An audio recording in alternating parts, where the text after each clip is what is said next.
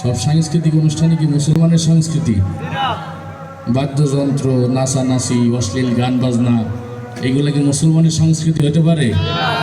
মুসলমানের সংস্কৃতি অশ্লীল অশ্লীল তারপরে এই বেহায়াপনা, এগুলা কখনো মুসলমানের সংস্কৃতি হতে পারে না, ঠিক কিনা বলেন? মুসলমানের সংস্কৃতি যে আমরা এত সময় শুনলাম, নাসির, হাম, নাত, মাকে নিয়ে শুনলাম, এইগুলা মুসলমানের সংস্কৃতি, যার মধ্যে আনন্দ আছে কিন্তু অশ্লীলতা বেহায়াপনা নাই, ঠিক কিনা বলেন? তারা এটা সাংস্কৃতিক অনুষ্ঠান বানিয়ে প্রচার করছে। আগে গ্রাম থেকে শুরু করে প্রত্যন্ত অঞ্চলগুলোয় যাত্রাপালার আয়োজন হতো, ঠিক না? আর সেই যাত্রাপালায় মমতাজরা যাইয়ে যাইয়ে গান গাইতো যে বন্ধু যখন বললি আমার বাড়ি পাশ দিয়ে রংপুরে হাইটে যায়, এই দিকটা আমার বুক ফাইটে যায়। তো তোর বন্ধু বিয়ে করে তার বউ লই যাইতে আছে, তোর বুক ফাটার কারণ কি জানে? এটা বেহুদের কথা না? এই বেহুদের কথা বলে বললে যুব সমাজকে আজকে ওরা চরিত্র নষ্ট করছে। তাদের অনুষ্ঠান থেকেই যুব সমাজ ইফটিজিং করা শিখছে, ঠিক কিনা বলে? তাদের অনুষ্ঠান থেকে ধর্ষণ করা শিখছে। এবং যুবকরা যারা জাহাঙ্গীরনগর ভার্সিটিতে 100টা ধর্ষণ করছে, সেঞ্চুরি করছে, তারে আগের সরকার সোনার ছেলেকে বুকে জড়াই দিয়েছে। তাই এটা যুব সমাজের চরিত্র নষ্ট করার একটা মাধ্যম বানাই দিয়েছে। আর এটাকে তারা সংস্কৃতি নাম দিয়ে চালাইছে। সংস্কৃতি মানে একটা জাতির মূল, জাতির যে বিভিন্ন মেসেজগুলো পাবে যে অনুষ্ঠান থেকে, চরিত্র গঠনে, আল্লাহ রসুলের মহব্বত দিলের ভিতর বসবে, এইটাই তো মুসলমানের সংস্কৃতি, ঠিক না? তাই পরিবর্তন আলহামদুলিল্লাহ ওরা ক্ষমতায় থাকতেই চলে আসছে। তারা ক্ষমতায় থাকতেই দেখছেন না। এখন কি আর আগের মতো যাত্রাপালার আয়োজন হয়? যে যুবকরা আগে যাত্রাপালার আয়োজন করতো তারা এখন ওয়াজ মাহফিলের আয়োজন করে, ঠিক কিনা? যে যুবকরা আগে মমতাজের দাওয়াত দিত সেই যুবকরা এখন হাফিজুর রহমান সিদ্দিকীর দাওয়াত দেয়, ঠিক কিনা?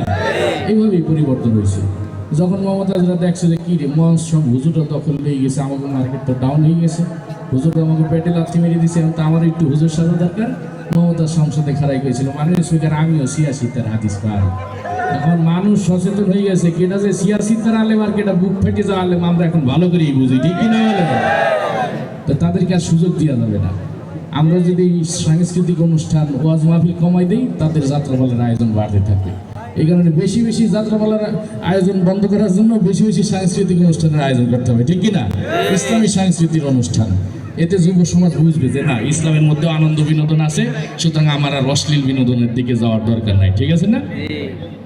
আমাদের অনুষ্ঠানে যেহেতু আল্লাহ আল্লাহ রসুলের শানে গান গাওয়া হয়, আমরা আশাবাদী আমাদের অনুষ্ঠানে আল্লাহর রহমত নাজিল হয়, ঠিক কিনা বলে? আর যাদের অনুষ্ঠানে হারাম বাদ্যযন্ত্র নিয়ে অশ্লীল গান বাজনা বাজানো হয়, তাদের অনুষ্ঠানে রহমত নাজিল হয় না গজব নাজিল হয়? তাই পর্যন্ত দেখছেন মমতাজের কনসার্টে গজব পড়ছে। তো সব গজবই কি আসমান থেকে ঠাটা পড়ার মতো পারবে না? কিছু গজব আছে প্রাকৃতিকভাবে চলে আসে, ঠিক না? এই যে তারা ক্ষমতাচ্যুত হয়ে গেছে, এটাই একটা গজব, ঠিক না? আবার অনেক গজব আছে প্রাকৃতিকভাবে চলে আসে, ন্যাচারালভাবে।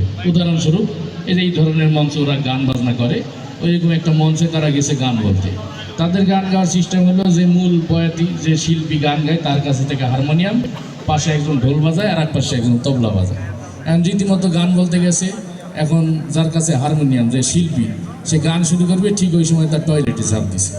এখন কি করবে? সে তো মঞ্চে বসে গেছে, এখন উঠে তো টয়লেটে দৌড় দিয়ে যায় না, কিছু একটা তো করার দরকার।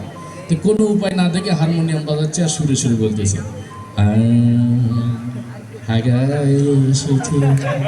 এখন ডাইন পাশে যে ঢোলালা বসা চিন্তা ছিল, সে চিন্তা করলে আমার তো একটু সান্ত্বনা দিয়ে দরকার, তখন ঢোলালা ঢোল বাজায় আর বলে তাকদুম তুমি চাইপা চাইপা রাখো তাকদুম।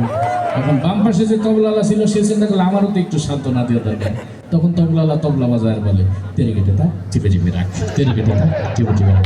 তা আমাদের এখানে ঢোল তবলা হারমোনিয়াম কিচ্ছু নেই, আমাদের চেপে চেপে রাখারও দরকার নাই, ঠিক কিনা বলে? আমরা খালি গলে আল্লাহ আল্লাহ রাসূলের গুণগান গাবো, এটাই আমাদের আনন্দ, তাই না? যাই হোক, এই যে আপনারা সবাই মাঠের মধ্যে একসঙ্গে বসা, সবার নজর মঞ্চের দিকে, এরকম একটা সোনালী সময় ছিল 90 দশকে।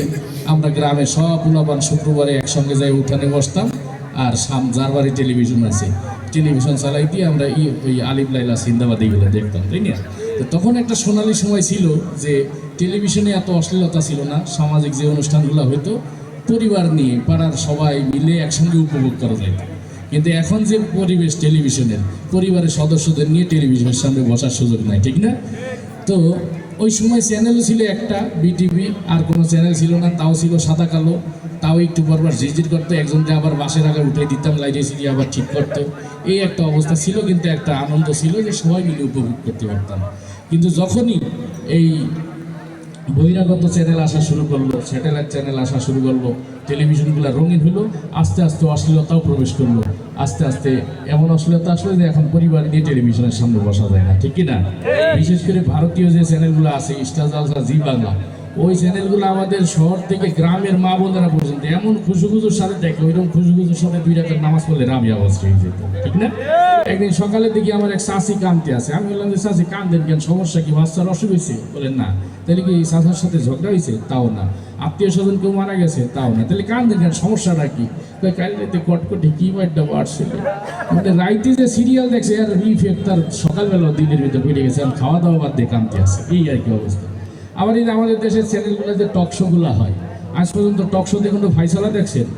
কোনো ফাইসালা নাই। রাজনৈতিক দলের 2 নেতারা এনে বসাইতে যে আপনারা ঝগড়া করেন, তারা আধা ঘন্টা ঝগড়া করার পর যখন উত্তেজিত হয়ে যায় তখন উপস্থাপক বলে যে আজকের মতো অনুষ্ঠান শেষ, বাকি পর্ব দেখেন না আগামীকাল। এই হলো টক শো। আর এই যে রান্না বান্নাগুলো যে হয়, রুচিসম্মত কিছু রান্না শিখেলে কাজ হয়। ওই যে কেকা ফিরদৌসী নামে এক মাতারি আছে না, কি দিয়ে যে কি রান্ধে, মুরগির পিছন দিয়ে লুডুস বেটে দেয়, দেখলেই ঘুমি আসে। এই আর কি হাবিজাবি অনুষ্ঠান। তা আগের সেই সোনালি সময় নাই। আগে আমরা শত শত মানুষ ছিলাম, সামনে ছিল চ্যানেল একটা, এখন আপনি রুমের ভিতরে একা, সামনে চ্যানেল শত শত, কোনটা রেখে কোনটা দেখবেন? তো একজন মানুষ বহুদিন পর রিমোটটা নিয়ে বসছে যে দেখি টেলিভিশনে কি হয়, দেখে যে কোনো চ্যানেলের অনুষ্ঠান তার ভালো লাগে না, কোনোটাই খেলাধুলা, কোনোটাই রান্নাবান্না, কোনোটাই টক শো, কোনোটাই হাবিজাবি এই সিনেমা। তো সে 2-3 সেকেন্ড দেখে আর চ্যানেল পরিবর্তন করে। এখন আপনাদের সামনে যেটা পরিবেশন করবো সেটা হলো এই যে 2-3 সেকেন্ড পর পর যে চ্যানেল পরিবর্তন করে, কাকতালীয়ভাবে এক চ্যানেলের আওয়াজ আর এক চ্যানেলের সঙ্গে মিলে গেলে কেমন শোনাবে। সবাই একটু মনোযোগ দিয়ে শুনবেন, কারণ হুট করে কথা এক জায়গা থেকে আর এক জায়গায় চলে যাবে, তো